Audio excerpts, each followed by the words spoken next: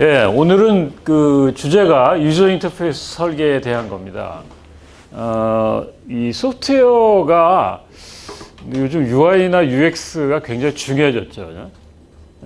예전에는 우리가 그 대부분의 컴퓨터들이 하드웨어가 고가고 또 우리가 소프트웨어를 개발할 때도 기능과 엔진 부분에 우리가 굉장히 중점을 많이 뒀고 UI나 UX에 신경을 쓸 만한 그런 환경도 안 됐고 사실 우리가 개발할 때도 UI에 별로 신경을 안 썼습니다. 지금은 우리가 소프트웨어 굉장히 일반인들한테 많이 보급이 되어서 우리가 가진 여러 가지 전자기기들이 다 소프트웨어 중심으로 움직이기 때문에 UI, UX가 굉장히 중요해졌어요. 그래서 오늘 배우는 이 UI에 대한 설계, 많이 아마 여러분들 소프트웨어를 접해봤기 때문에 설계 원리라는 게 어느 정도 여러분들이 감이 와 있겠지만 그걸 좀 잘 정리해서 어떤 설계 원리를 우리가 적용해야 되고 또 특히 우리가 UI에 어떤 요소가 어떤 데 사용해야 되는지 뭐 메뉴라든지 버튼이라든지 뭐 이런 게 여러 가지 UI 종류가 있는데 그런 것들을 언제 사용하는지 그런 것들을 좀 다루기로 하겠습니다. 여기 만화가 있는데 여기 보니까 이 사람들이 개발자인 것 같아요. 그죠? 두 사람이 지금 대화하고 있는데 우리가 유저 인터페이스 어떻게 할까 뭐 그런 결정을 하는 것 같은데요. 아주 심플하게 그 포인트 앤 클릭 형태, 우리 뭐 지금 많이 쓰는 그 아이콘 형태의 그런 인터페이스로 할까, 아니면 여기 지금 아주 poorly documented 아주 그냥 그 문서가 없는 명령어 스타일로 한 1000개 명령어를 줘가지고 그 중에 선택하게 해서 계속 정확하게 타이핑하게 할까, 뭐 그 얘기입니다. 그냥 여기 개발자는 우리가 여기 이 사람은 걱정하지 마, 우리 뭐 고객을 만날 일이 없어, 개발자가 개발만 하면 돼, 나중에 사용자가 만약에 문제가 생겨가지고 이렇게 1000가지의 명령어로 타이핑하다가 잘못되면 그냥 리부트하게 하지 뭐. 개발자는 되게 편하지만 사용자한테는 굉장히 어려운 사용이 되고 또 인터페이스가 되게 어려워집니다.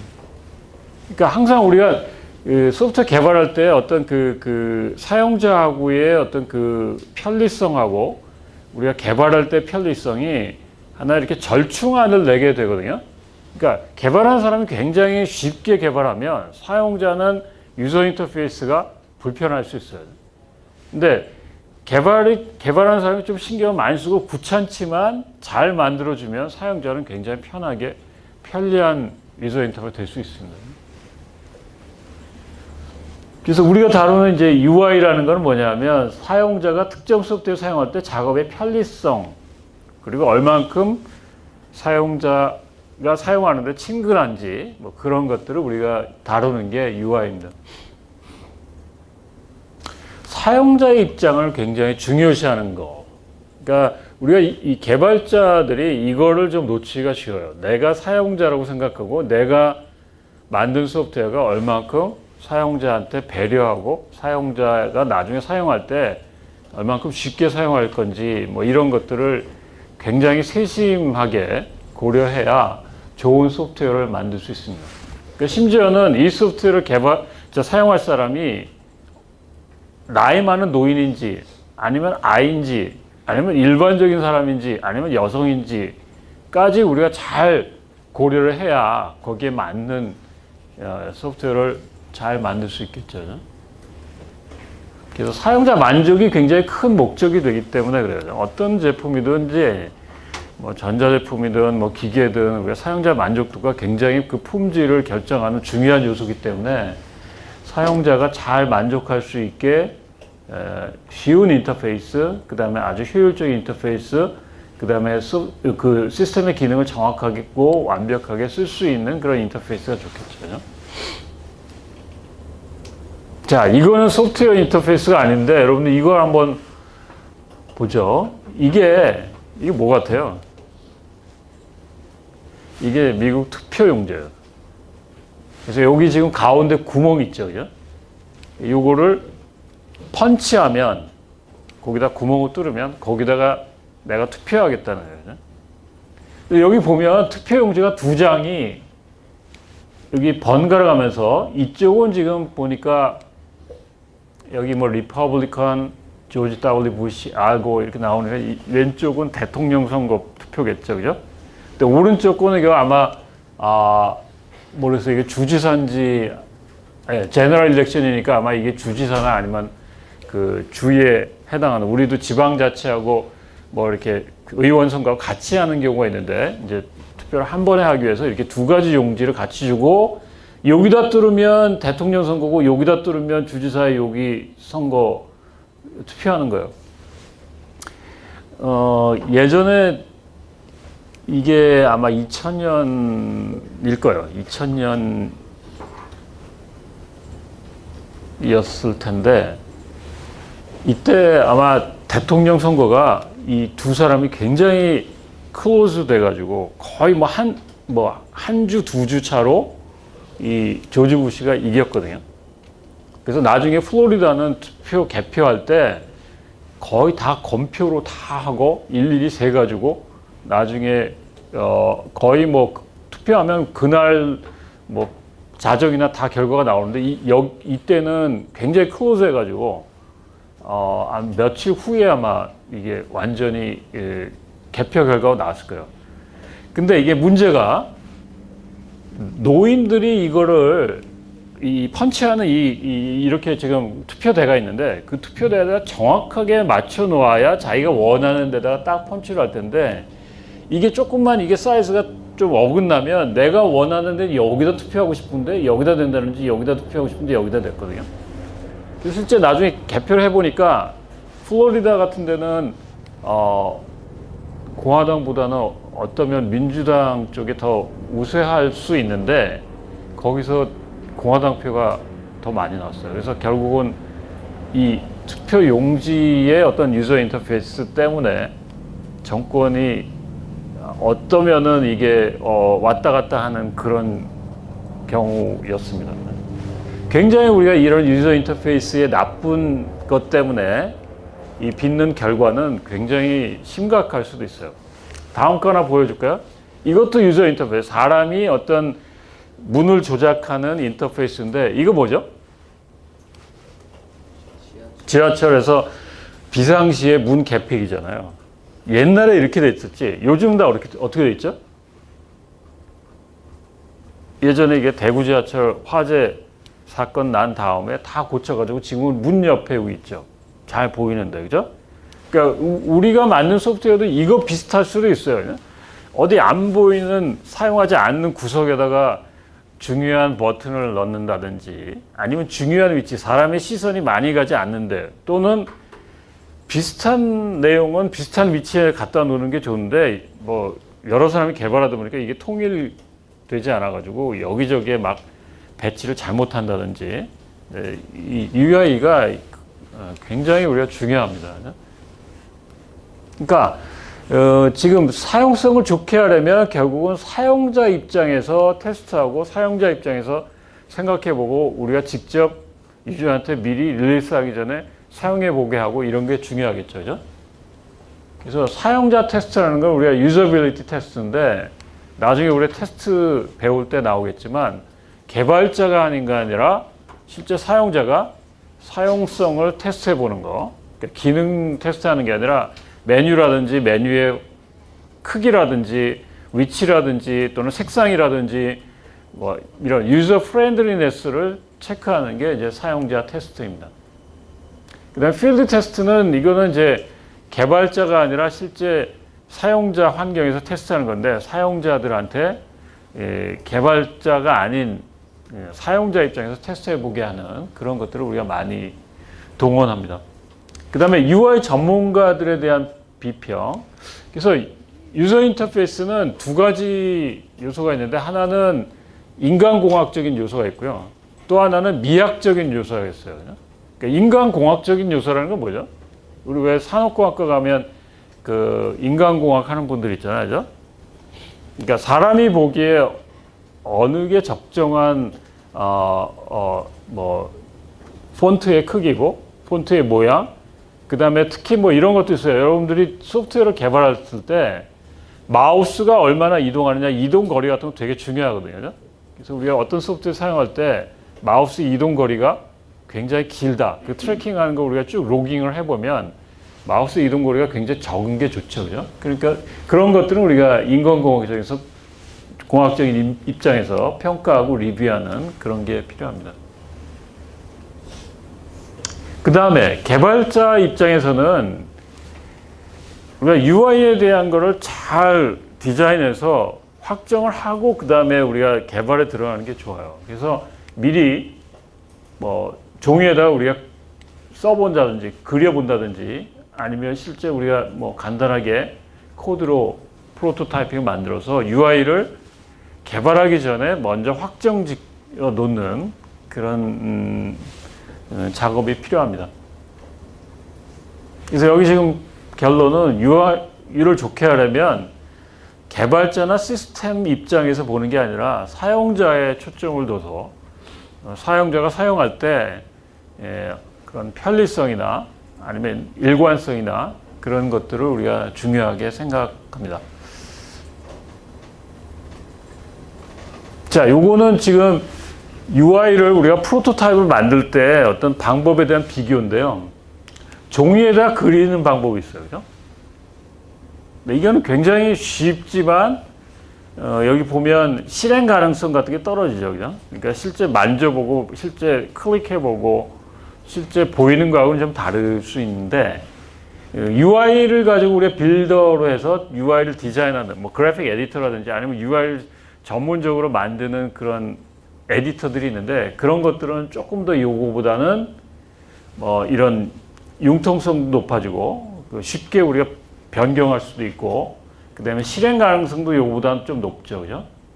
제일 좋은 거는 우리가 실제 만들어 보는 거예요. 그죠? UI만 좀 돌아가게끔 밑에 그 메뉴를 눌러서 엔진 같은 거는 아직 만들지 않지만 UI만 어떻게 보여줄 수 있게 그렇게 만드는 방법이 실제 구현하는 방법인데 요거는 실행 가능성은 높지만 쉽게 만들었다가 지운다든지 이거를 빨리 만든다든지 이런 거는 굉장히 떨어지죠. 그죠? 그래서 뭐 상황에 따라서 이 세 가지 방법 중에 우리가 빨리 만들어야 된다. 빨리 만들고 빨리 변경시키면은 뭐 이렇게 종이에다가 그려보는 것도 나쁜 방법은 아니에요. 자, 그 다음에 UI의 유형.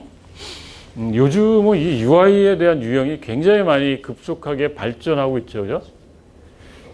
제일 발전된 형태의 UI는 뭘까요, 여러분? 우리 로보틱스 같이 음성 인식 기술을 이용해서 음성으로 우리가 인터페이스 하면 뭐 제일 좋은 거겠죠. 그죠? 근데 그게 지금 제한된 환경에서 불가능하니까 뭐 텍스트로 집어넣는다든지 아니면은 아이콘으로 명령한다든지 뭐 그런 유저 인터페이스 방법을 사용합니다. 그래서 컴퓨터와 사람 사이의 대화를 체계적으로 표현하는 것을 우리가 UI라고 하는데 UI의 유형은 크게 나누면 출력하고 입력이 있겠죠. 그죠? 일단 어떤 정보나 어떤 명령을 컴퓨터에게 보내는 쪽이 있고요. 그 다음에 어떤 처리된 정보를 화면이나 아니면 여러 가지 형태로 인수화물이나 아니면 보이스나 여러 가지 형태로 사람에게 알리는 그런 쪽을 우리가 출력이라고 합니다.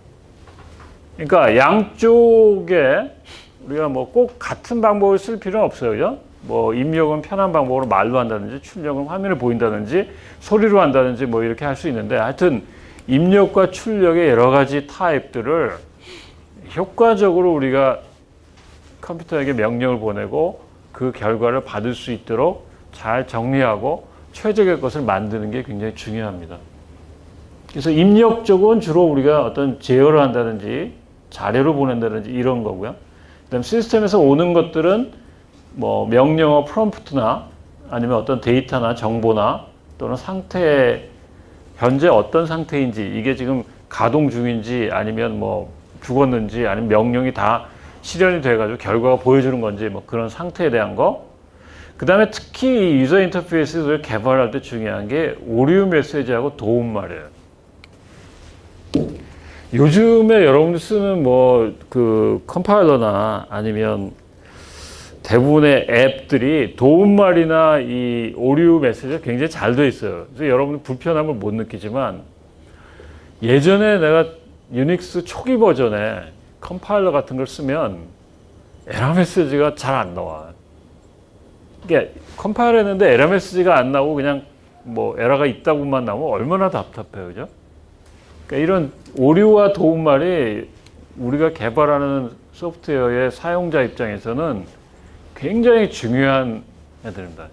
그래서 우리가 유저 인터페이스에서 이 부분도 같이 다룰 거고요. 네, 이 부분이 여러분들 슬라이드 없는데 책에 그 큰 제목들로 나와 있으니까 그 책에 있는 거 가지고 좀 보충을 했으면 좋겠는데요. UI의 종류. 우리가 요즘 많이 쓰고 있는 거는 다 GUI죠. 그죠? GUI라는 건 뭐죠? 대부분 다 아이콘으로 돼 있고, 그죠? 마우스로 클릭해서 또는 터치패드로 클릭해서 어떤 명령을 내보내는 거죠. 그죠? 이게 여러분들은 아마 다 태어났을 때 아마 이게 있었을 거예요. 나는 예전에 다 이런 걸 썼거든요. 그러니까 이 명령어 인터페이스는 뭐죠? 리눅스에서 왜 우리 커맨드 막 치잖아요. 그죠? 그래서 그런 어떤 단어를, 제한된 단어를 이용해서 어떤 명령을 보내는 스타일이 있었는데, 그런 스타일이 사실 불편하죠. 명령어 잘못 치면 다시 지워야 되고, 그 명령어를 다 기억해야 되고, 그죠? 그래서 지금은 다 GUI를 쓰는 형태로 바뀌어 있고요. 그 다음에 웹 인터페이스는 그래픽 인터페이스도 조금 달라요. 그죠?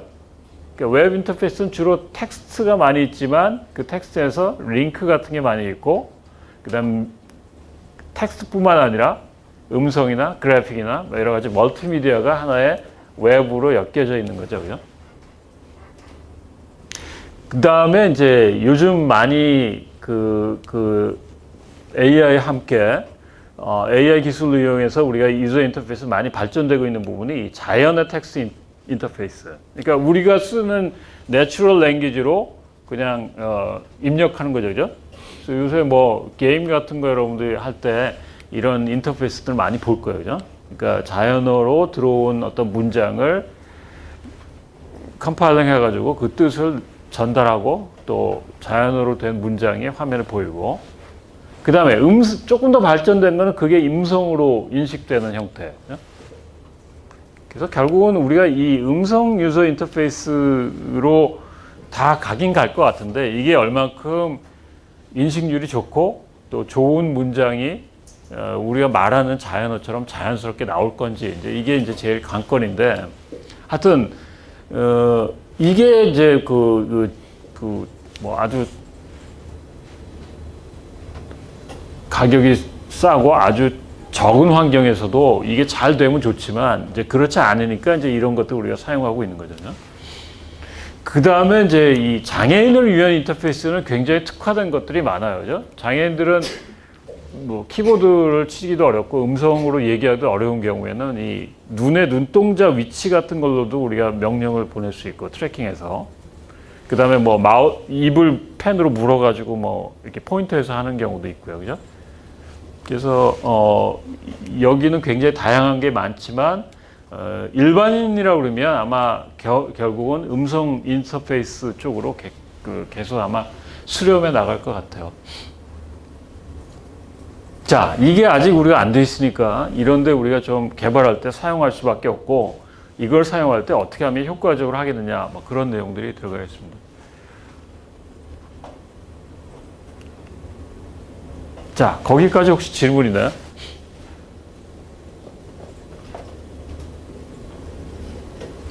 자, 그러면 조금만 더 진행하죠. UI에 대한 인터페이스를 우리가 주로 배우는 게 이번 내용인데, 버튼이라는 게 어떤 거죠? 버튼?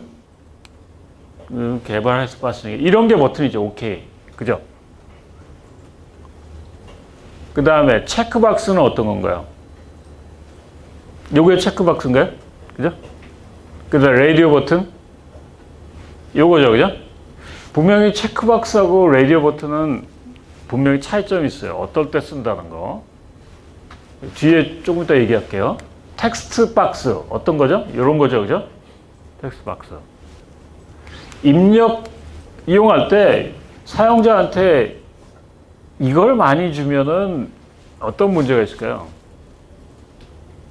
프로그램 하는 사람은 되게 편해요. 전부 다 데이터를 쳐넣으라고 사용자한테 요구하니까. 근데 사용자 입장에서는 이렇게 계속 입력하면 뭐가 문제가 생기죠? 오류된 것들, 그죠? 여러분, 우리 웹 어떤 사이트에 그 사용자로 가입할 때 주소 같은 거 요새 일일이 다 치게 하는 거 없잖아요. 그죠? 왜 그럴까요? 주소 일일이 치게 하면 거기에 뭐 오자도 있고 탈자도 있고 잘못된 주소 입력할 가능성이 많잖아요. 그죠? 그래서 가능하면 이런 텍스트박스는 최소한으로 줄이는 게 좋아요. 그럼 그거 대신에 뭘 쓰느냐? 이렇게 리스트박스나 아니면 콤보박스 같은 거. 그래서 요게 리스트박스, 그러니까 리스트를 쫙 주고 여기서 선택하는 거. 그 다음에 요거는 콤보박스, 스크롤이 있는 그런 형태. 그 다음에 메뉴는 이런 거죠, 그죠? 전체 메뉴가 있고 여기에 서브 메뉴들이 있는 거. 하나의 명령어들이 이렇게 푸시다운 형태로 나와 있는 것들. 그 다음에 다이얼로그 박스는 이런 거죠, 그죠? 중간에 팝업 창이 띄어가지고 어떤 의견을 묻는다든지 아니면 명령을 내보내는 그런 스타일. 그 다음에 요거는 아날로그 형태인데 요즘은 이런 경우도 많죠. 지금 이거는 좀 예전 형태인데 여러분들이 쓰고 있는 안드로이드나 아니면 iOS 같은 경우에 요새 이렇게 다이얼 형태로 나와 있는 것들이 굉장히 많이 있을 거예요. 그죠? 네, 그런 형태로 우리가 아날로그 형태의 박스나 또는 그런 그 다이얼 같은 것들인데 요즘은 이런 형태로 많이 사용하죠.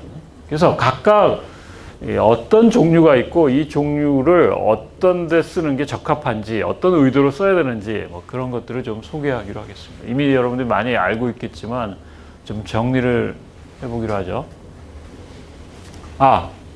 그거를 하기 전에 아마 책에 이것도 이제 책에 나온 슬라이드인데 좀 빠져서 내가 추가했는데 UI의 설계 원리는 우리가 항상 기억하고 있다가 이걸 잘 지켜줘야 돼요. 그죠? 첫 번째는 일관성. 예를 드는데 이제 날짜에 대한 입력, 뭐 몇 월 며칠, 몇 년도 몇 월 며칠 이런 것들을 우리가 입력할 때 되게 나라마다 또는 뭐 이렇게 그 문화권마다 조금 달라요. 우리는 연도를 먼저 넣고 그 다음에 월을 입력하고 날을 입력하죠, 그죠? 근데 어떤 데는 날짜부터 하고 그 다음에 달을 하고 그 다음에 연도를 한다든지 아니면 날짜 그 다음에 연도 이렇게 하는 경우가 있는데 하여튼 그거는 그 문화권에서 통일되는데 문제는 뭐냐면 이런 날짜 입력方面이 굉장히 많은데 이거에 대한 포맷이나 아니면 위치나 이런 것들이 막 들쑥날쑥하고 여기서는 뭐 이런 월 일로 썼다가 어떤 데는 일월로 썼다가 이렇게 하면 곤란하겠죠. 그 다음에 사용자에 대한 어떤 지원, 그러니까 사용자는 사용하다가 분명히 모른다든지 아니면 잘못 입력되는 경우도 많이 있어요. 그러니까 그런 경우에 도움말이나 아니면 에러 메시지를 띄워가지고 그런 피드백을 많이 줘야 돼요. 그죠? 사용자에 대한 도움들. 예, 그 다음에 적당한 피드백은, 예를 들면 내가 지금 어떤 명령을 시스템에 주는데 그 명령이 지금 실행 중인지 아니면 이게 실행되다가 중간에 중단된 건지 아니면 다 실행된 건지 그 상태에 대한 어떤 인식을 할 수 있게 작업 진행 상태라든지 아니면 활성 상태 어떤 것도 예를 들면 내가 지금 요 아이콘이 활성 상태인지 아니면 요거에 클릭돼 가지고 돌아가고 있는지 또 입력에 대한 예를 들면 내가 지금 어떤 걸 입력하고 있는데 이게 화면에 안 나타나고 그냥 입력만 됐다든지 또는 어떤 내용을 내가 다 입력 폼에다가 다 입력해서 저장을 했는데 이게 저장된 건지 아니면 에러가 나서 튕겨 나온 건지 그거에 대한 상태는 정확하게 우리가 알려줄 필요가 있죠. 그죠? 그러니까 아마 여러분들이 프로그램 할 때 이거를 잘못하면 되게 사용하는 사람이 답답할 거예요. 예를 들면 예전에 MS 도스 같은 데 보면 파일을 지금 저장하고 복사하고 있는데 이게 복사가 몇 프로 됐는지 그런 게 하나도 없었어요. 지금도 아마 리눅스 같은 거는 그냥 커맨드 창에서 치면 카피 됐을 때 이게 카피 중인지 아닌지 모를 거야 아마. 그러나 지금은 카피할 때 지금 얘가 몇 프로 복사되고 있는지 정확하게 피드백이 나오죠, 그죠? 그리고 복사가 안 된다든지 이름이 중복돼 가지고 지금 중단됐다든지 이런 것들이 피드백이 나오면 훨씬 유저는 편하겠죠, 그죠? 그 다음에 아까 우리 잠깐 얘기했던 사용자가 입력하는 것을 최소화할 수 있게, 그러니까 이 리스트로부터 선택하는 방법이 제일 좋아요. 사용자가 입력할 거라고 예상하는 값을 미리 보기로 주어지고 그 다음 거기서 선택하는 게 제일 좋은데, 만약 그렇지 않다 그러면 할 수 없이 직접 입력하는 수밖에 없겠죠, 그죠? 근데 직접 입력하는 경우에는 항상 그 값에는 항상 에러가 묻어온다는 걸 우리가 기억해야 돼요, 그죠? 그래서 그 범위를 우리가 잘 체크한다든지 아니면 타입을 체크한다든지 뭐 이럴 필요가 있습니다.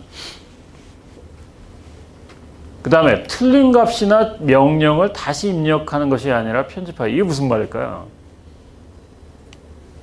예를 들면 내가 뭐 사용자 아이디를 내가 만들고 어카운트를 만들기 위해서 뭐 한 화면을 다 입력을 했어. 근데 중간에 뭐 커넥션이 잘못해서 이게 몽땅 날아가거나 아니면 내가 중간에 어떤 내용을 잘못 썼어. 그러면 분명히 바꾸거나 이래야 되겠죠, 그죠? 근데 바꿔야 되는데 이걸 다 클리어해야 다시 쓸 수 있다든지, 아니면 저장을 하다가 중간에 커넥션이 끊어져 가지고 내가 썼던 게 다 날아가거나 이러면 또 다시 써야 되잖아요, 그죠? 그러니까 이런 다시 편집할 수 있는 그런 기능, 뭐가 실패됐을 때, 저장 안 됐을 때 다시 편집하게 하는 기능이 굉장히 중요해요. 네, 그 다음에 UI와 UX를 얼마만큼 잘 만들 수 있느냐, 이것도 책에 있는 내용인데, 배우기 쉽고 쓰기 쉬운 인터페이스를 만들라. 배우기 쉽고 쓰기 쉬운 거는 뭘 얘기할까요? 여러분들 어떤 게 배우기 쉽고 쓰기 쉬운 UI인가요?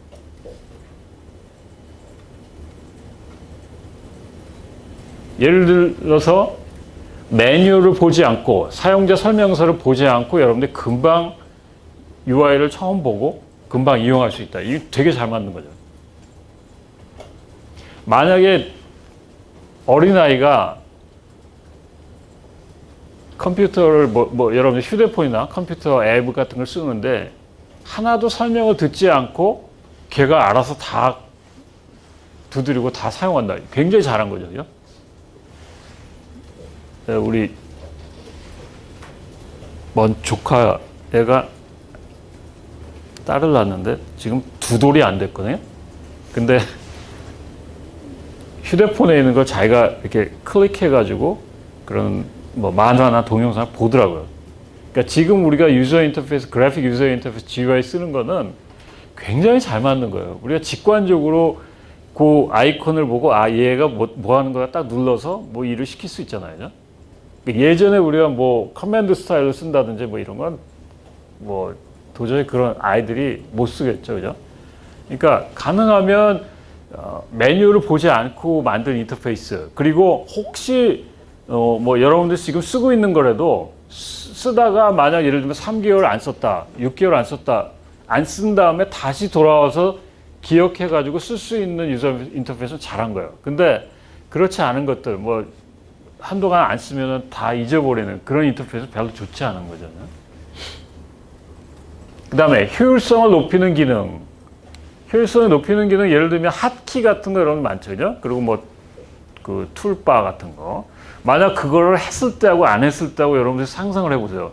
만약에 워드를 쓰는데 툴바 같은 것도 없고 계속 메뉴를 똑같은 거 눌러야 된다든지 뭐 핫키 같은 게 없다든지 이러면 굉장히 불편하겠죠, 그죠?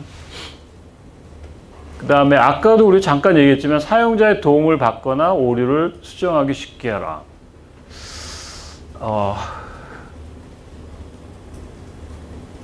우리 메일 시스템이 혹시 우리 그 웹메일 같은 거 많이 쓰는 분이 있나요? 근데 이게 메일을 장시간 길게 썼다가 이게 메일이 가는 게 실패가 됐어. 근데 우리 학교 메일 시스템이 지금 어느 용량을 벗어나면, 그러니까 정해진 용량이 아마 1기가인데 1기가를 넘어서면 그 다음에 메일을 아무리 보내도 그 장문의 거를 썼다가 메일을 보내려고 그러면 얘가 아마 못 보내게 하는 것 같아요. 그냥 메일 보내는 게 이제 에러 났다고 뜨는데, 에러 났다고 뜬 다음에 이렇게 그걸 썼던 거를 이렇게 화면을 보여주면 좋은데 그게 다 날아가더라고요. 그래서 내가 지난번에 어떤 학생한테 메일 보내는 거 한 2번 다시 썼는데 별로 그런 거 좋지 않은 거겠죠. 그죠? 오류를 수정하기 쉽게 하고. 그 다음에 입력 자료의 오류를 최소화하고, 아까 우리 얘기했었죠. 그죠? 가능하면 셀렉션 박스나 아니면 콤보 박스 이용해서 입력 자료가 들어올 수 있는 거를 예상해서 그걸 그걸 찾아가지고 입력하게 하게끔. 그 다음에 사용자의 피드백 제공하는 거 아까 설명했고요. 그 다음에 UI의 레이아웃이나 아주 좀 attractive한, 그러니까 좀 UI도 이렇게 좀 어떤 거는 되게 이렇게 조금 이따 우리 설명하겠지만 아주 멋있게 만든 것들 있잖아요. 게임 같은 거 뭐 이거 터치해보고 싶고, 이거 게임을 한번 해보고 싶고, 뭐 이런 것들, 막 입체화된 거, 이런 것들 굉장히 좋은 UI인데 그런 것들을 우리가 위해서 노력해야 되고, 이런 것들이 이제 우리가 UI 전문가들이 있지만 개발자도 조금 이런 거는 우리가 종류는 알아둘 필요가 있어요. 그 다음에 우리가 UI에서 쓰는 메뉴의 이름이라든지 아니면 뭐 도움말 안에 있는 용어라든지 단어들, 문장들, 또 이미지 이런 것들 굉장히 잘 적재적소에 익숙한 거를 이용해서 사용자들이 좀 불편하지 않게끔 만드는 게 좋습니다. 뒤에 가서 사례를 좀 많이 설명을 할게요. UI 디자인에 대한 요소들, 이제 버튼과 메뉴 하나부터 좀 하나씩 설명을 하겠습니다. 버튼이라는 거는 우리가 어떤 작업과 관련된 것들인데 그 작업을 명령을 내기 위해서 어떤 기능을 선택하는 거나 마찬가지죠. 그죠? 그래서 여기 지금 버튼들이 쭉 있습니다. 이제 뭐 오른쪽으로 스크롤 하라든지 홈으로 가라든지, 그죠? 맨 오른쪽 거는 저거는 이거 뭐 도움말 같기도 하고요. 그죠? 그러니까 이런 것도 우리가 버튼의 내용을 아이콘으로 딱 보여줄 때 그 그림이 뭔지를 연상할 수 있어야 돼요. 그죠? 뭐 얘네들은 다 쉽게 우리가 스크롤인지 알고, 오른쪽, 왼쪽, 그 다음에 홈인지 알고, 얘네들은 도움말 같긴 한데, 하여튼, 바로 저게 연상이 돼야 돼요. 아이콘에 대한 그림 설명도 되게 중요해요. 그 다음에 툴바, 공동 작업일 경우에 사용하는 거. 그러니까 메뉴 중에 굉장히 많이 쓰인다든지, 아니면 모든 화면에 이게 공통으로 이용된다든지 그럴 때 우리가 툴바를 많이 쓰죠. 그러니까 툴바라는 건 우리가 항상 화면에 띄워지는 메뉴라고 생각하면 돼요. 공통으로 이용되는 거. 그러니까 이게 뭐 편집 모드에도 이용될 수 있고, 뭐 다른 모드에도 이용될 수 있고, 어떤 모드에서든지 적용될 수 있는 그런 메뉴들이 여기 들어갈 거고요. 그 다음에 메뉴라는 거는 시스템의 기능을 우리가 선택해서 명령을 내릴 때 쓰는 것들인데, 이렇게 여러 화면에 적용될 수 있는 작업. 그러니까 여기 지금 메뉴가 뭐 A 메뉴, another 메뉴가 있는데 얘가 메뉴의 큰 카테고리고 그 밑에 이제 서브 메뉴들이 쫙 나오는 거죠. 그죠? 그래서 각 메뉴마다 아마 다른 화면이 나와서 그 기능에 해당되는 것들은 이제 사용자하고 같이 정보를 주고받는 그런 게 되겠죠. 그 다음에 메뉴 오른쪽에는 우리가 되게 핫키 같은 걸 넣어 놓는데 이런 것들이 따로 이제 뭐 도움말에도 설명이 될 수 있고, 여기 있는 툴바로도 많이 쓰는 것들은 저기다 이제 만들어 놓을 수 있겠죠. 다 아는 내용이고. 그 다음에 체크박스라는 거하고 라디오 버튼이 이게 혼동하기 쉬운데, 체크박스는 지금 요거고요. 그 다음에 라디오 버튼은 요건데, 사용하는 용도가 어떤 거죠? 체크박스는 레드 요거를 체크하겠냐 말겠느냐, 요거를 하겠냐 말겠냐 이런 거죠. 그죠? 근데 라디오 버튼은 뭡니까? 이 세 개 중에 하나를 셀렉트 하는 거죠. 그죠? 그러니까 여러분들 뭐 사지선다형 그런 문제를 만약 낸다 그러면 이런 라디오 버튼에다가 이렇게 하는 게 좋지, 여기 클릭하는 건 별로 좋지 않아요. 그죠? 이 체크박스는.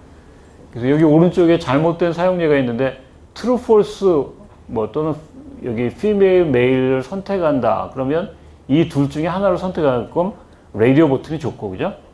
그 다음에 여기도 어떤 모델 중에 하나를 선택하는 거니까 하나를 선택하는 라디오 버튼으로 만드는 게 좋겠죠, 그죠? 그래서 요 체크박스는 하나하나를 true, false로 물어보는, 이걸 하겠느냐 말겠느냐 뭐 이걸 의미하는 거니까 조금 라디오 버튼하고 다르게 쓰는 게 맞습니다. 그 다음에 텍스트 필드는 사용자가 임의의 내용을 입력하게 할 때, 그러니까 도저히 사용자가 원하는 입력이 너무 많아서 이거를 어떤 선택적으로 다 리스트를 주기 어려울 때, 그럴 때는 이렇게 직접 입력받는 게 좋겠죠, 그죠? 그렇지만 이렇게 입력받았을 때 항상 우리가 기억해야 될 거는 사용자가 혹시 숫자가 아니라 만약 문자를 넣었을 때 우리가 그걸 다 바운더리 체크나 타입 체크를 해야 돼요, 그죠? 그래서 이건 굉장히 텍스트 필드로 줄 때는 조심해야 됩니다. 그 다음에 리스트라는 거는 여기 있는 것처럼 주어진 모든 선택할 수 있는 내용을 다 보여주고 그 중에 선택하게 하는 거. 그죠? 그러니까 리스트 박스. 그 다음에 컴보 박스라는 거는 이렇게 너무 옵션 중에 화면의 제약 때문에 다 한꺼번에 보내지 못할 때 이렇게 스크롤 형태로 주어져서 이렇게 스크롤 박스나 혹은 컴보 박스라고 하기도 하는데, 너무 이 리스트에 있는 아이템이 많을 때 뭐 이런 형태로 우리가 하고, 또 예를 들면 뭐 우리 안드로이드 같은데 그 다이얼 같은 걸로 우리가 이런 걸 대체해서 쓰기도 합니다.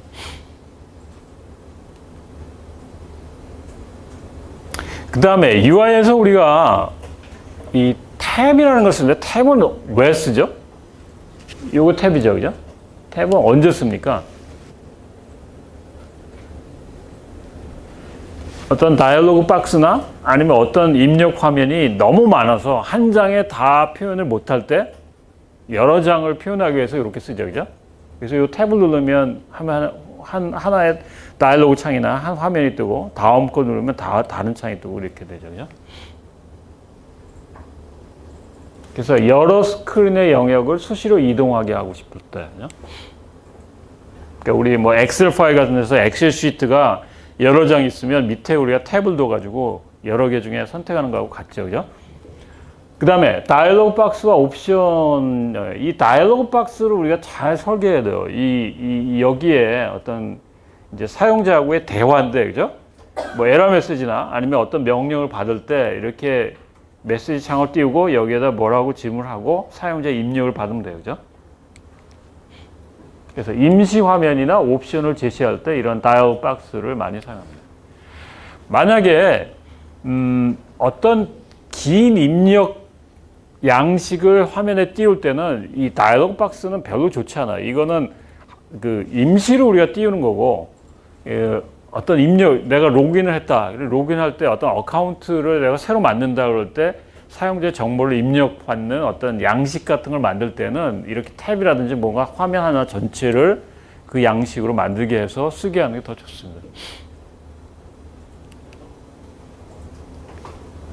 자, 그러면 UI 사례들을 좀 소개하는데요. 여기 지금 나쁜 사례와 좋은 사례들, 그런 것들이 좀 들어가 있습니다. 그래서 이제 나쁜 사례와 좋은 사례의 어떤 기준이 되는 거는 아까 우리 UI에 대한 설계 원리를 얘기했는데, 이런 자료 입력을 위한 레이아웃이 잘 돼 있고, 그 다음에 그 상황에 맞게 적절히 돼 있는지.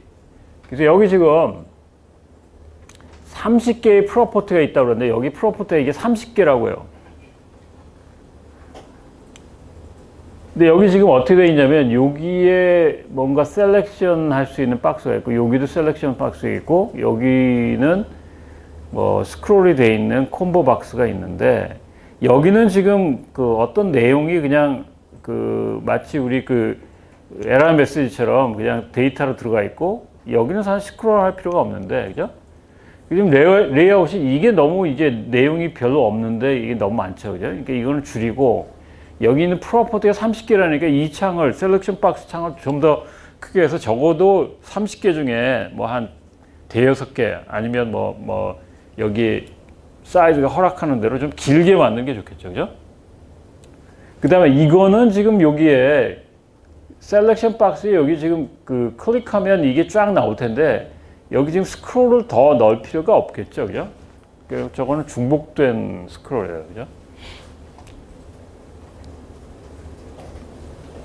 자, 또 다른 사례가 있는데요. 이거는 이제 우리 뭐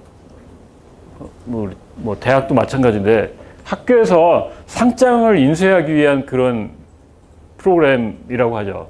여기 지금 보니까 증명서를 지금 찍어주기 위한 건데 여기에 지금 증명서의 종류가 되게 많아요. 그래서 여기 지금 그 셀렉트 할 수 있는 방법이 밑에 여기 어떤 그 스크롤이 있어가지고 요걸 하나씩 움직이면 다른 상장의 타입들이 나오고 여기 왼쪽에는 이 상장에 대한 타입들이 나오죠. 그죠? 자, 이게 어디가 잘못됐나? 이게 뭐가 불편한가요?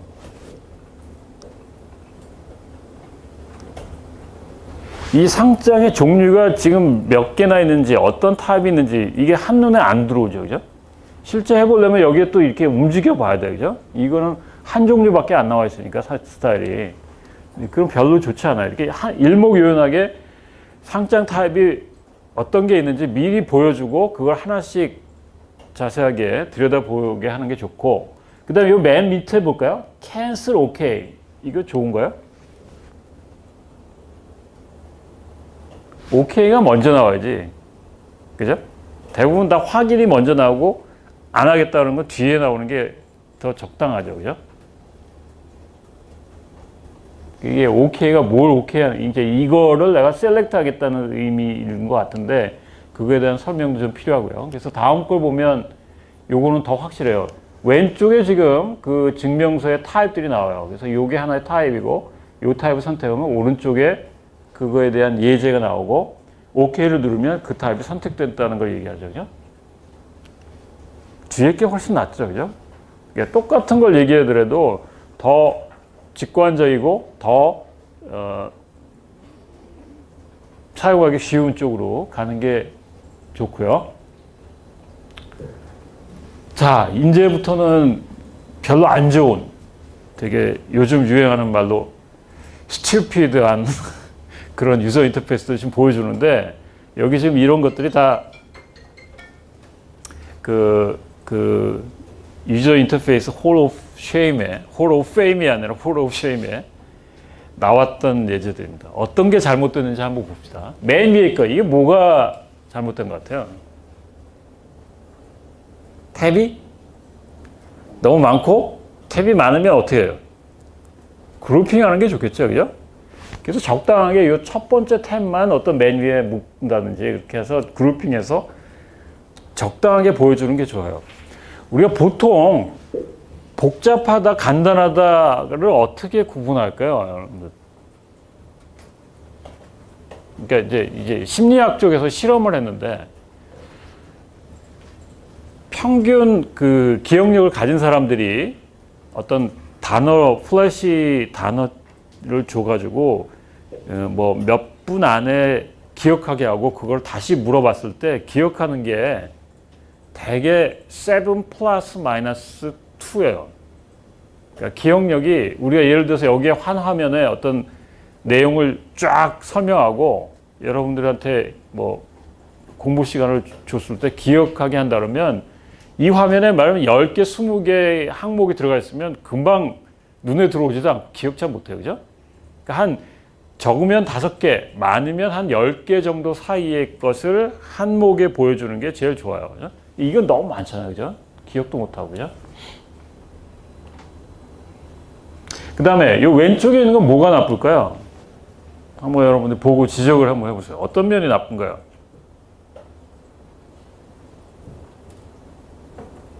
여기 뭔가 셀렉트 하라는 것 같은데, 그죠? 여기 셀렉트 하라는 체크박스에 있는 내용하고 여기하고 줄도 잘 안 맞아, 그죠? 요 줄이 뭘 의미하는 거예요? 아까 우리 그 선거 투표하는, 펀치하는 거 똑같죠, 그죠? 그리고 여기서는 지금 이네이블드 했으니까 분명히 체크하는 게 맞는데 가능하면 요 안에 앞에다가 만드는 게 좋겠고요, 그죠? 그 다음에 여기 지금 notify, update, cancel. 네, 이것도 버튼이 있으면 이렇게 스페이스가 나란히 이렇게 있는 게 더 좋겠어요. 이게 투 컬럼으로 할 이유가 없을 것 같고요. 그죠?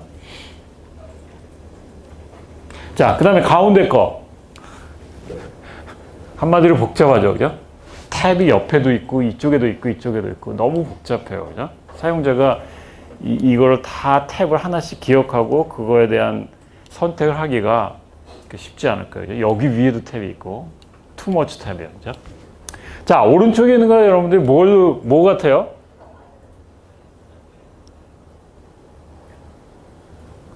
트래시? 무슨 아이콘이죠? 쓰레기통, 휴지통이죠, 그죠? 지금은 여기 파일을 여기다 갖다 넣으면은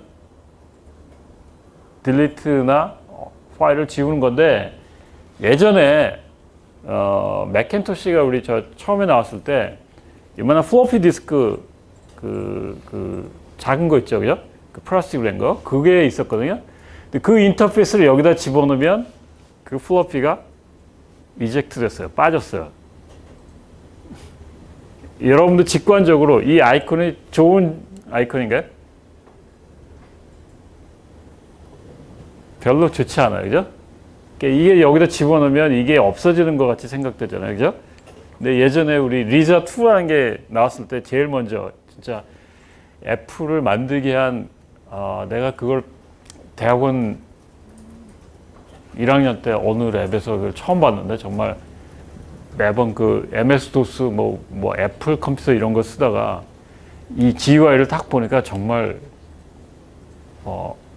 굉장히 직관적이고 잘 만들었더라고요. 근데 이런 것들은 조금 좀 우리 직관하고 맞지 않죠. 그러니까 그 플로피 디스크를 뽑아내는 그 버튼이 없었어요. 그러니까 요거를 여기다가 이렇게 딱 옮겨 놓으면 드래그 앤 드롭하면 그게 이렇게 기계적으로 빠져나오는데 뭐 버튼이 없어서 심플하긴 하지만 이게 지금 아이콘이 그런 걸 연상하기에는 조금 잘 안 만들 수 있죠. 그죠? 자, 잘못된 오류 메시지 여기 한번 잘 읽어보세요. 너 이 지금 셀렉트된 폴더를 지금 지울래? 라고 물어보면서 지우려면 yes를 치든지 여기 OK 버튼은 또 뭐야? 그죠? 이게 중복된 거죠. 그죠? 여기 yes라고 칠 바에는 그냥 버튼만 놓는 게 좋잖아요. 그죠? 그러니까 LMS를 내보낼 때 중복된 거라든지 아니면 중복된 명령을 치게 하는 거는 별로 안 좋죠. 지금 여기는 폴더 지울래? 라고 물어보면 OK 버튼밖에 없어. 그럼 안 지우려면 어떻게 해야 돼? 그죠? 명령이 컴플리트 하지 않아요. 그죠? 완벽하지 않아. 그 다음에 이 밑에 있는 거 여기 지금 굉장히 장황하게 썼죠. 그죠? 여기 보니까 뭐 웰컴 뭐 하고 이 사이트는 지금 내비게이션 4.0이야. 그리고 이 해상도로 디스플레이 할까 물어보는데 관련 없는 내용이 지금 여기 한 주절주절 들어가 있어요. 그러니까 간단하게 너 디스플레이 800 x 400에 해줄까? 라고 단도직입적으로 물어보는 게 좋겠죠. 그죠? 그 다음에 여기도 보면 물어본 다음에 여기 또 체크하게 하고 또 OK를 누르게 했어요. 그죠? 네, 이거는 다이얼로그를 다시 안 보게 할래? 그러면 여기 체크하는 건 맞긴 맞는데 FTP가 current working 하지 않으니까 만약에 disconnect를 누르면 세션이 interrupt 돼. disconnect 되는 버튼이 없죠. 그죠? 그러니까 disconnect 하려면 OK를 눌러야 되는지 뭘 눌러야 되는지 몰라요. 그죠?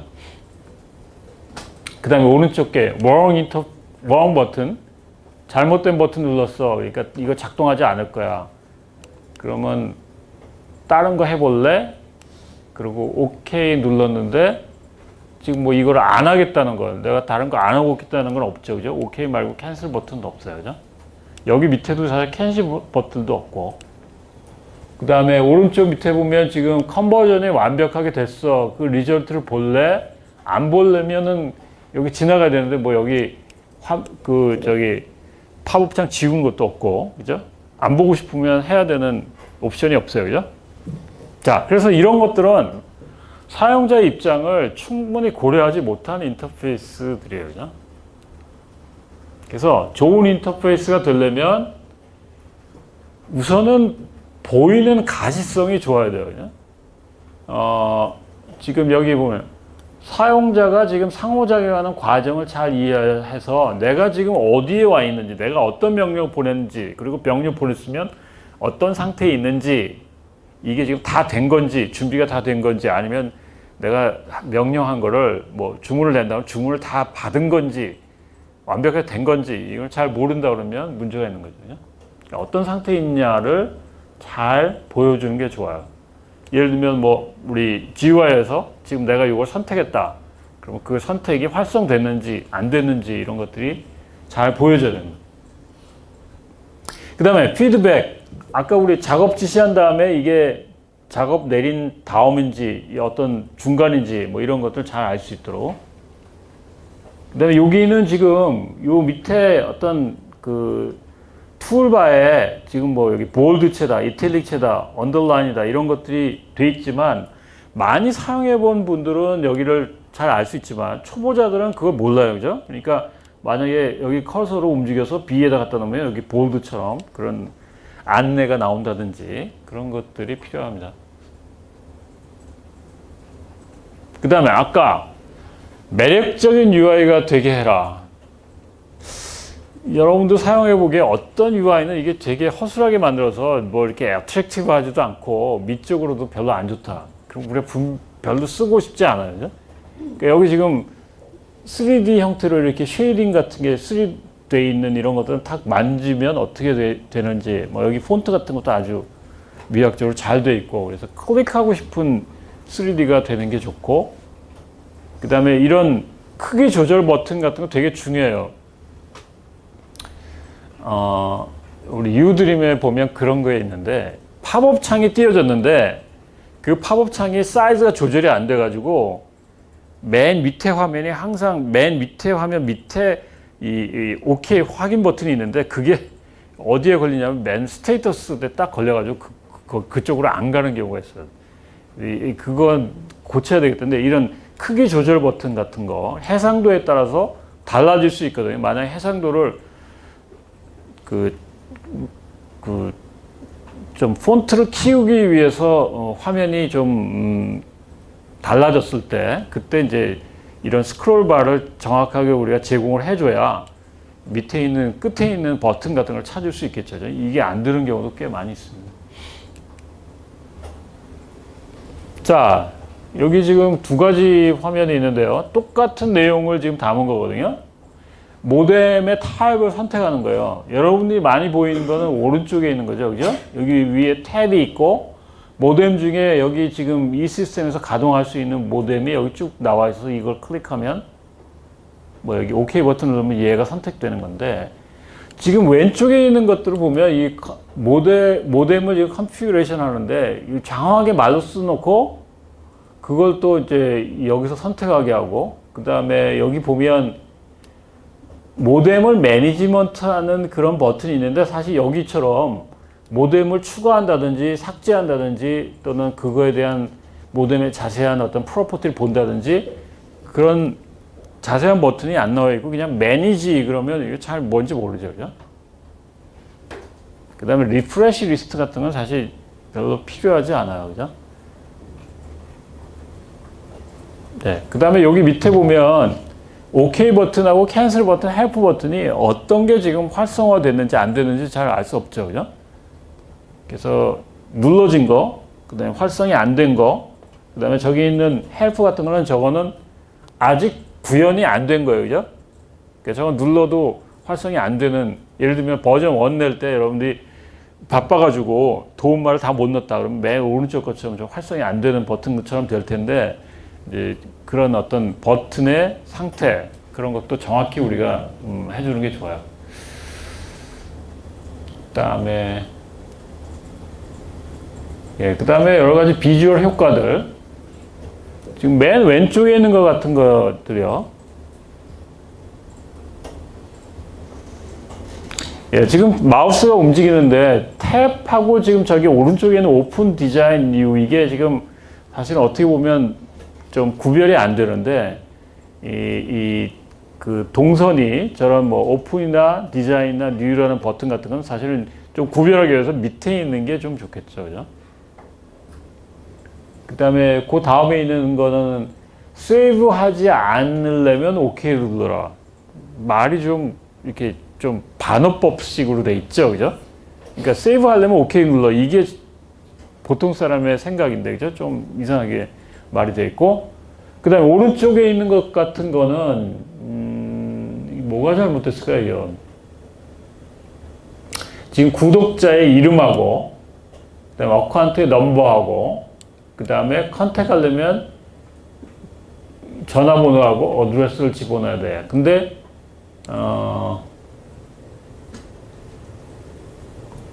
예, 여기 지금 오른쪽에 있는 것들이 또 이제 여기에 뭐 어떤 입력 화면이 또 나오는데,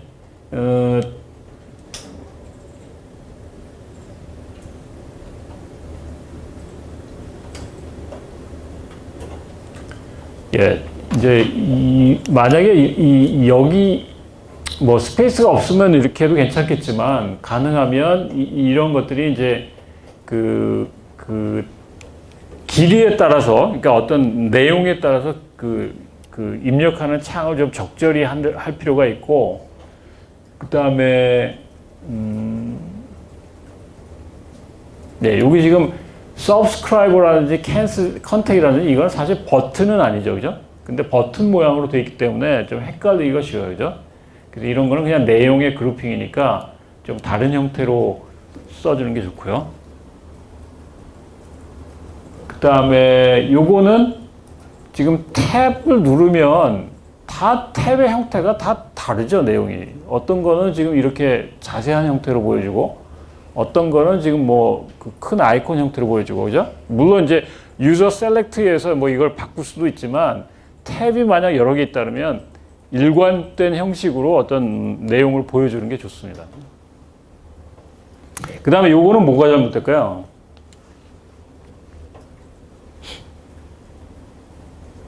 예, 이 중에 뭐 지금 아이콘 여러분들이 보면 어떤 건지 다 알 수 있죠. 요 가위로 나타난 건 뭐죠? 뭐 컷하는 거, 그죠? 그 다음에 컷 앤 페이스트, 그 다음에 뭐 언두 하는 거, 그죠? 그 다음에 요 X라는 건 뭐가 X?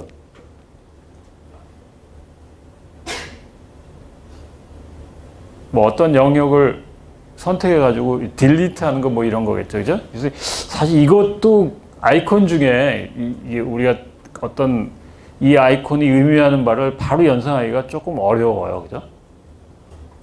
그 다음에 나머지는 뭐 복사하는 것 같기도 하고, 그 다음에 어떤 요 뒤에 있는 내용도 사실, 요건 인덴트 같기도 해요, 그죠? 인덴트로 많이 쓰이는 것들이고요.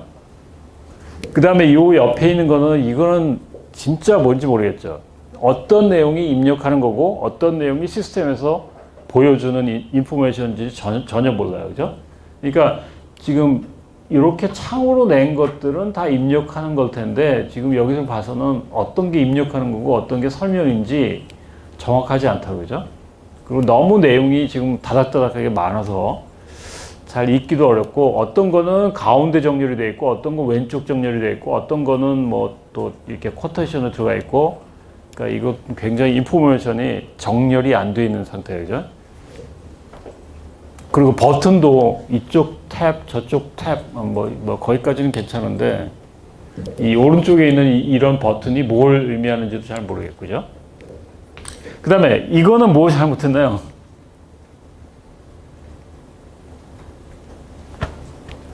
메뉴가 지금 두 개 있죠? 파일 메뉴하고 헬프 메뉴. 두 개인 경우에 이렇게 만드는 게 좋을까요? 헬프를 여기다 만드는 게 좋겠죠, 그죠? 그래야 한때 모여 있어야, 아, 여기 메뉴가 두 개 있구나 알 수 있잖아요, 그죠?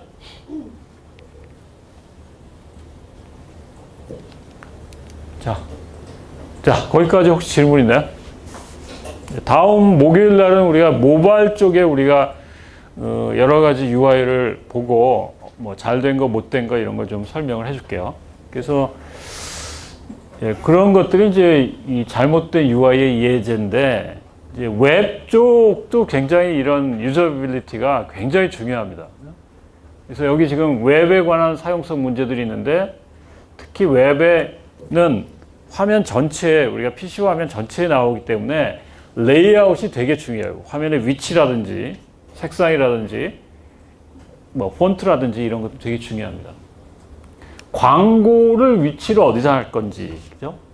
이게 위치에 따라서 뭐 광고의 효과가 달라서 그런 것들. 그 다음에 해상도에 대한 문제들. 우리가 웹으로 handle 때 이제 이 PC 해상도가 다 다르기 때문에 이런 해상도를 우리가 잘못 가정하면 뭐 내용이 이게 원하는 위치에 안 나온다든지 이런 경우가 많습니다. 그 다음에 그 해상도하고 관련되는 문제인데 수평 스크롤이 제공되는지 안 되는지, 그 다음에 잘못 선택된 색상. 대개 우리가 워닝 사인, 뭔가 중요하다 그러면 뭐 붉은색으로 한다든지, 그죠? 평범하다 그러면 뭐 이렇게 파란색이나 검은색이나 뭐 이런 걸로 한다든지, 그죠? 그리고 윈도우 창이라든지 아니면 웹 창의 어떤 프레임의 색깔들, 그 다음에 번쩍이는 화면을 우리가 너무 자주 쓰는 경우도 별로 좋지 않아요. 그죠? 이 눈 보호에 별로 안 좋고, 우리가 웹사이트에 너무 그런 번쩍이는 화면이 많다. 그런 경우 우리가 피하게 되는데, 그걸 적당히 쓰는 게 좋고요. 잘못된 내비게이션 컨트롤들, 뭐 백이라든지 포워드 한다든지 홈이라든지 이런 것들이 없다든지 아니면 잘못됐다든지, 그 다음에 이거 훑어보기 힘든 텍스트, 이거는 뭘 얘기할까요? 텍스트가 아까 우리 굉장히 이런 것들, 뭔가 화면에 많이 그려졌는데 이 중에 그룹핑이 안 돼 있어서 어떤 정보인지가 잘 정리가 안 돼 있는 경우, 관례를 따르지 않는 설계. 우리 뭐 아까 우리 이런 것들 별로 관례를 따르지 않죠. 되게 메뉴가 붙어 있는 게 좋고, 그 다음에 어떤 메뉴의 위치, 되게 우리가 보면 파일, 그 다음에 에디트 뭐 이런 식으로 뭐 쭉 나오는데, 예를 들면 헬프가 맨 먼저 나오고 중요한 파일은 저 뒤에 나온다든지 이런 것도 별로 좋은 관례가 아니죠.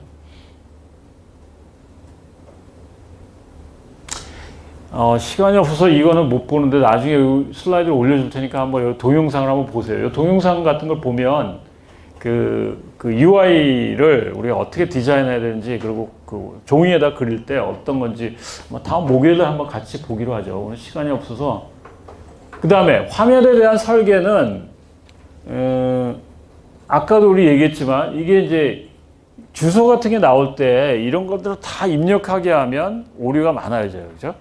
그러니까 여기 우편번호 찾기 같은 걸 하고, 여기는 입력 화면에 어떤 그 텍스트 박스의 크기라든지 아니면 예제 같은 거, 이 패스워드도 어떤 시스템은 뭐 굉장히 복잡한 룰이 있고 그런데 그런 것들을 한번 이그샘플로 보여준다든지, 그래서 쉽게 요구하는 형태대로 입력할 수 있도록 가이드해 주는 게 굉장히 중요합니다. 아까도 얘기했지만 콤보 박스 같은 거 많이 사용하면 입력의 오류를 줄일 수 있어요.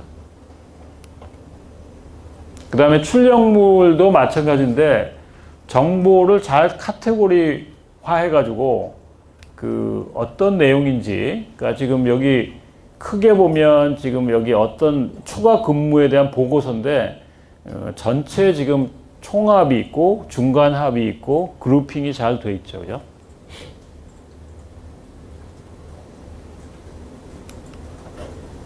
네. 그 다음에 웹 페이지를 우리가 만들 때는 어떤 페이지에 어떤 내용을 넣는지 그런 것들이 되게 중요해요. 그죠? 그래서 중요한 내용이 제일 첫 페이지에 있고 어떤 책의 어떤 목차처럼 전체를 개관할 수 있는 내용이 들어가 있고, 그 다음에 분명히 제목이 있어야 되고, 그 다음에 혹시 이제 이 PDF에 넣을 거하고 그냥 화면에 띄울 거는 좀 잘 구별할 필요가 있고요. 그 다음에 만약에 굉장히 많은 내용들이 뭐 웹페이지가 뭐 우리 사이트에 뭐 100개 이상 된다. 그러면 분명히 검색 엔진 같은 게 들어가고 인덱스를 잘 해서 그 페이지, 그 사이트 안에 있는 내용을 쉽게 우리가 찾을 수 있도록 만드는 게 좋고요. 그 다음에 웹페이지는 링크가 굉장히 중요하죠. 그죠?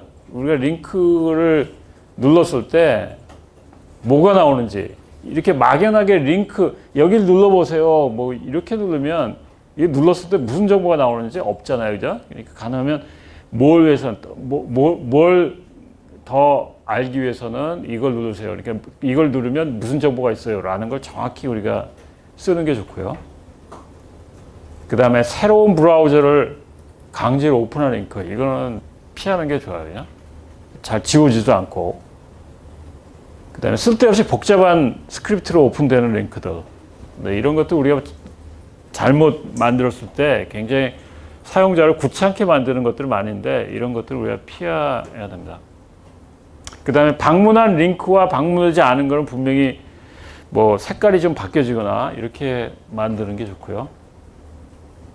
그 다음에 기능 웹 검색과 뭐 이런 그 웹사이트의 맵, 내비게이션 뭐 이런 것들이 아마 그 웹에서는 굉장히 사용성에 굉장히 중요한 부분입니다. 그러니까 검색을 할 수 있는지, 전체 웹사이트에 어떤 정보가 있는지, 어떤 사이트 맵 같은 게 있는지, 그 다음에 이런 표준 플러그가 돼 있고 브라우저가 있는지 뭐 이런 것들은 우리가 그 웹사이트가 여러 단말기에서 사용될 테니까 저런 것들은 이제 표준화된 걸 우리가 쓰는 게 좋고요. 저런 프레시나 뭐 이런 경우에 이제 잘 호환이 안 되는데 저런 것들은 좀 우리가 앞으로 좀 뭐 HTML5나 좋은 스탠다드가 좀 많이 쓰이면 저런 것들을 우리가 좀 피할 수 있고요. 그 다음에 웹에 대한 건 요즘에 접근성이 굉장히 중요한데 텍스트가 너무 작아서 눈이 좋은 사람만 볼 수 있다든지 뭐 장애인을 위한 뭐 텍스트나 이미지 이런 것도 요즘은 공공기관은 웹 접근성이라서 굉장히 중요합니다. 그러니까 어떤 보지 못한 사람들에서 그 음성으로 안내하는 기능들 이런 것들은 공공기관의 웹사이트는 법적으로 저걸 다 만들게 돼 있어요. 그리고 클릭하기 힘든 작은 링크들, 클릭하는 것들은 우리가 잘 멀티미디어로 링크할 수 있는 것들은 링크 표시를 잘 눈에 들어오게 해서 그 정보를 쉽게 접근할 수 있게. 그래서 마지막으로 좋은 웹 디자인은 뭐 아까 얘기했지만 좋은 제목, 검색 기능, 그 다음에 여기 지금 훑어보기 쉽게 페이지를 잘 구조화하는 거. 그러니까 어떤 정보가 크게 여기 있고 오른쪽에 있고 뭐 이렇게 크게 카테고리화 할 수 있는 것들. 그 다음에 아까도 얘기했지만 링크에 대한 제목을 정확히 써서 그 링크를 클릭하면 어떤 정보가 더 나오는지 뭐 그런 내용들을 우리가 쉽게 알 수 있어야 좋은 웹페이지가 됩니다.